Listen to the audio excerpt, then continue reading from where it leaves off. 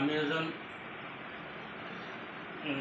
ছাৰৰ তাত আহিছোঁ যে আমাৰ কোম্পানীৰ যিটো প্ৰডাক্ট সেইটো ছাৰে ইউজ কৰিছে। ছাৰৰ পৰা জানিম ছাৰে কিমান পাইছে, ভাল পাইছে মেডিচিনটো ইউজ কৰি।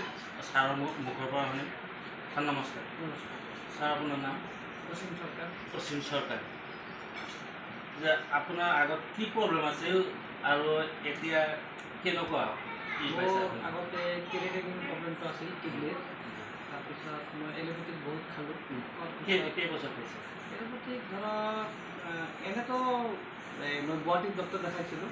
গুৱাহাটীত ডক্টৰ দেখাই ধৰক 6 মাহ 7 মাহমান মই ঔষধ খাইছোঁ। কেৰেটিন লেভেলটো সেইটোৱে থাকে, কিবা কমা নাছিল। লেভেলটো যি আছিল সেইটোৱে আছিল। তাৰপিছত মই সেইটো বাদ দি কেনে মই এইটো আয়ুৰ্বেদিক ঔষধটো ইউজ কৰিলোঁ। ইউজ কৰাৰ পিছত আমাৰ প্ৰডাক্টটো কিমান দিন ইউজ কৰিছে? কিমান দিন মানে এইটো আপোনালোকৰ কিমান দিন হ'ল ইউজ কৰা? 3 মাহ ধৰক। 3 মাহ মানে মাজত মই খোৱা নাছিলোঁ আচ্ছা।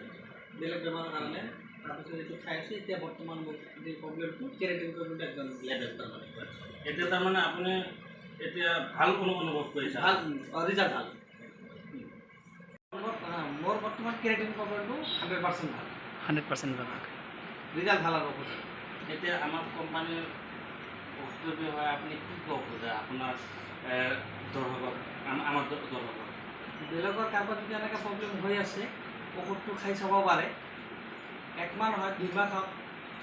1 মাহতো কোনো ৰিজাল্ট নাহে নহয়। 2-3 মাহ খোৱাৰ পিছত আপোনালোকে ৰিজাল্টটো পাই যাব।